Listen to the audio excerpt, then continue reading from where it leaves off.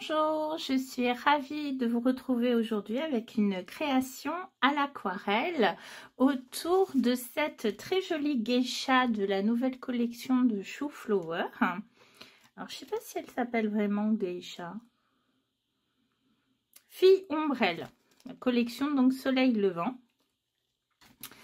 Et donc vous voyez, là je travaille sur un papier aquarelle 100% coton de la marque H en grain satiné. Arche, c'est une excellente marque de papier aquarelle, assez onéreuse quand même, mais bon, j'ai ce bloc sous la main. Et comme je veux tamponner, mais que ma Versafine est un peu en train de mourir, elle rend l'âme doucement. Du coup, je me suis dit, part d'abord sur un grain satiné. Même si le grain satiné, c'est pas forcément ce que je préfère à l'aquarelle. Je préfère certains grains fins. Voilà. Et effectivement, vous voyez, j'ai fait un premier tamponnage. Alors en plus, je voulais vraiment que la jeune fille, mais je voulais lui prolonger son kimono. Donc le temps que je tamponne et que je protège ma jeune fille, et que ensuite je le mette sur le papier, l'encre était déjà un petit peu sèche, donc bon, ça n'a pas très bien marché. Du coup, je l'ai tamponné à part sur une autre feuille. Non, j'ai cru que j'étais à l'envers. Sur une autre feuille de ce papier satiné, parce qu'en fait, je ne veux pas le cercle qu'il y a derrière. Vous voyez, ceci. Et vous voyez que j'ai légèrement prolongé le kimono. Un tout petit peu les fleurs, mais pas trop. Ça, vous n'êtes pas obligé de le faire. Et je viendrai donc la détourer et venir la rajouter par-dessus. Voilà. Ensuite, j'avais quand même fait un cache pour venir ensuite tamponner cette fleur de la collection Amer Japonisant de la Fée du Scrap. Collection de l'année dernière, il me semble. Et ensuite, alors je vous montre ce que ça donne sur un cache, vous voyez. On voit mieux un peu la fleur, hein, comme elle est jolie, cette fleur de cerisier. Donc, je l'ai tamponnée derrière la jeune fille et je l'ai tamponnée 2 fois en haut. Donc, une première fois, et puis j'ai mis le cache. Une deuxième fois, je voulais vraiment cet amas de fleurs. Donc, j'ai masqué ici et je suis venue tamponner comme ceci. Et une fois que j'aurai mis ma geisha découpée, je sais pas, je viendrai peut-être ajouter des petits éléments. Alors, on a en tampon monté ce superbe bonsaï de la Fée du Scrap, mais il est peut-être un peu gros pour ici. Après, il y a d'autres éléments. Il y a le petit chat porte-bonheur, le petit panda, je sais pas. Je vais voir un petit peu comment les choses vont évoluer, puisque c'est pas tout à fait parti comme je le voulais au départ. Donc, je vais travailler aux aquarelles et partir sur des couleurs surtout fuchsia. Alors, je vous montre cette aquarelle que j'ai faite avec la nouvelle collection. Il faut que je retravaille le fond, l'eau. J'aime pas, c'est trop clair. Bon, détail. Et voyez ici, on a donc ces fameuses fleurs de cerisier. Et là, je n'ai utilisé que les aquarelles Isaro qui sont sorties pour la collection. Mais c'est vrai qu'il y a un rouge geisha qui est superbe, mais ça ne va pas aller dans mon fuchsia. Mais voilà, entre mes aquarelles Isaro et les senneliers, je pense que je devrais pouvoir faire un joli mélange qui corresponde. Allez, c'est parti. Ah si, juste avant quand même de commencer, l'autre raison pour laquelle j'ai choisi un grain satiné comme papier, c'est que, sachant déjà qu'au niveau du tamponnage, j'allais avoir des soucis, mais surtout pour pouvoir utiliser mes crayons pour venir apporter du contraste. Et c'est vrai que c'est plus pratique.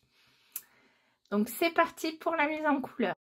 Alors là, je vous montre un peu le nuancier de ces aquarelles créées pour la collection. Donc, je vais utiliser une première aquarelle qui est le rose poudré et le rose Isaro que j'aime beaucoup, qui est un joli fuchsia. On commence toujours par la couleur la plus claire à l'aquarelle. Donc là, je prends le rose poudré assez dilué quand même. Donc vous voyez que je le place essentiellement au cœur des fleurs. Et puis j'insiste quand par exemple il y a une fleur qui se trouve en dessous d'une autre, parce que forcément il y aura une ombre portée à cet endroit. Et lorsque j'ai mis assez de couleur, eh bien je viens rincer mon pinceau. Prendre de l'eau propre, j'effleure mon pinceau sur mon papier absorbant pour lui enlever l'excédent d'eau mais sans le sécher complètement. Et je viens repasser sur les bords afin qu'il n'y ait pas une démarcation franche. je sais pas, vous le verrez mieux quand on passera sur une couleur plus foncée. Et je continue ainsi. Alors après, c'est toujours pareil. Pour réaliser cet effet, tout dépend de la qualité de votre papier, si c'est du cellulose ou du 100% coton. Si, même dans les 100% coton, ils ne sont pas tous égaux. Si c'est du grain fin, du grain satiné ou du grain fin, je trouve que le grain satiné garde beaucoup en surface et a tendance des fois à sécher plus vite. Enfin, j'ai eu un peu plus de mal. Et puis, ça dépend aussi de la température qu'il fait à ce moment-là. Vous allez devoir travailler plus vite quand il fait chaud, donc en été, que quand c'est, par exemple, en ce moment, on est au printemps. Mais bon, c'est pas encore des grosses températures, même si nous, on arrive à atteindre les 20 degrés.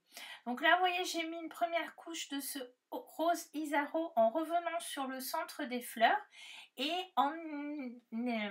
comment dire, en nettoyant mon pinceau, en l'enlevant complètement l'encre et en revenant avec un peu d'eau, je viens flouter les bords et je laisse agir et puis je viens travailler d'autres parties de ma création. Et ensuite, je viendrai remettre une couche un peu plus intense de ce rosé Isaro, vraiment toujours au cœur des fleurs et également en insistant sur certaines zones qui sont les ombres quand il y a une fleur sous une autre. Là, je vous montre ce que ça donne quand on met la couleur foncée alors que la précédente est encore très humide. Eh bien, ça va se diffuser. Mais ça peut faire un très joli effet. Mais le risque, c'est que la couleur foncée, du coup, prenne le pas sur l'autre parce qu'elle va vraiment complètement s'étaler partout où il y aura de l'eau.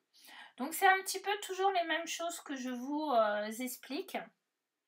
C'est ça l'aquarelle et le meilleur moyen pour savoir comment travailler, eh bien, c'est de connaître son matériel, de connaître ses couleurs et de s'entraîner encore et encore. Donc je vais surtout vous laisser en musique. De temps en temps, je vous reprendrai pour vous donner quelques explications.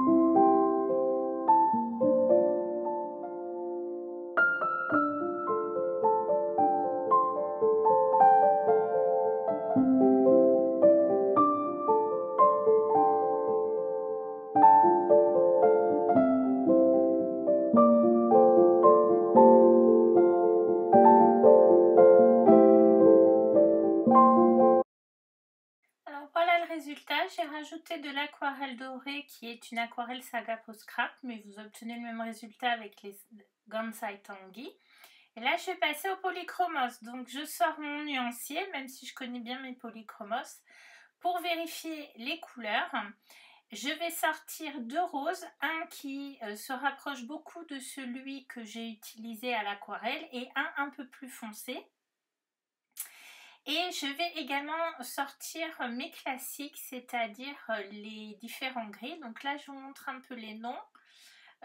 Évidemment, tout dépend des couleurs que vous avez choisies. Alors bien sûr, il y a le noir, mais il y aura aussi mon gris de Pain chez Polychromos que j'adore également, et un gris chaud qui est une teinte légèrement en dessous et qui me sert notamment à venir flouter un petit peu le gris de Pain. Je vous montrerai ça. Donc là, je viens sur les zones qui vont forcément être plus foncées. Donc je commence par ma couleur rose la plus foncée et je viens ensuite l'étaler avec la couleur intermédiaire. Et où est-ce que il va y avoir des ombres? Forcément au niveau du pli des bras, en fonction de là où j'ai décidé d'où venait le soleil. Donc là en l'occurrence il vient de la droite, de ma droite. Voilà, attention, pas confondre avec celle du personnage. Et ainsi de suite. Et je me sers également des crayons pour venir un petit peu retravailler certaines parties qui sont peut-être pas très jolies à l'aquarelle, parce que avec ce papier satiné que j'ai pas travaillé depuis des mois et des mois, donc j'ai un petit peu du mal. Voilà, donc vous m'avez vu aussi faire des mouvements un petit peu bizarres. En fait, c'est mon taille crayon. Il faut que vos crayons soient bien taillés.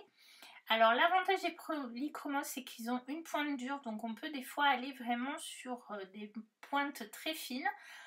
J'ai plus de problèmes avec les Derwent qui ont tendance, quand on les taille vraiment très fin, à se casser. Pourtant, j'appuie pas comme une brute, je vous assure. Donc voilà, on va déjà rajouter un premier travail des ombres, mais je vais venir encore repasser avec une autre couleur, dans les tons gris, pour accentuer encore plus par la suite. Et alors l'avantage du papier satiné, c'est que justement on va pas avoir, ça ne va pas laisser de traces au niveau du crayon comme pourrait le faire un grain fin. Et puis aussi ça nous permet donc de vraiment bien travailler sur les nuances. Donc on le fait aussi bien sur le personnage que sur la base. Et je vais notamment venir travailler les ombres du personnage ou des différents motifs avant de venir coller celui-ci par-dessus. Parce que c'est plus facile qu'avant de coller, où là il y aura toujours un peu de colle qui dépasse, qui gêne, il y a toujours l'épaisseur du papier qui empêche d'être vraiment contre le motif, etc. Bon, je vous laisse à nouveau en musique. Donc vous voyez, j'utilise différents crayons orange. Je ne sais pas si vous allez voir. Oui, j'ai réussi à faire un mise au point, c'est pas toujours évident. Donc différents crayons dans les tons orange pour là encore retravailler cette couleur. Alors, je sais plus, j'ai pas mon set Isaro sous les yeux. Je rajoute un peu de nuance avec le noir, bien entendu, dans les cheveux.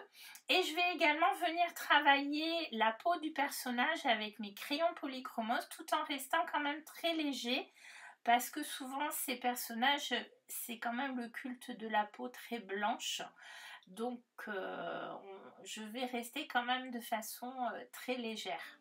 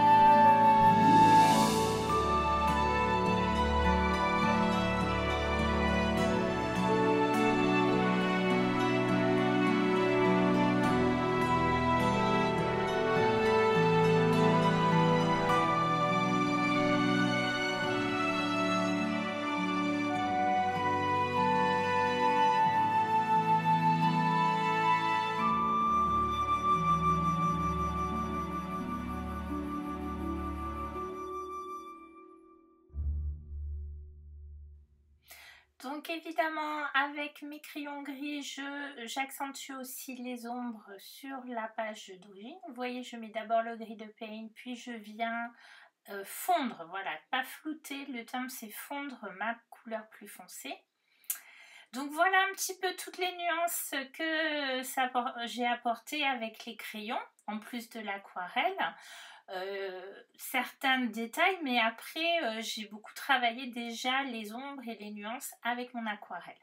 Là je vais venir tamponner un petit tampon de fond de la collection de Show Flower, et du coup je réutilise mes caches, voilà ce tampon là, pour protéger mes personnages. Je le fais à la Versafine grise pour que ce soit pas trop intense, sans le monter sur un bloc acrylique. Voilà, comme ça a un effet vraiment irrégulier et c'est ce que je cherche à faire.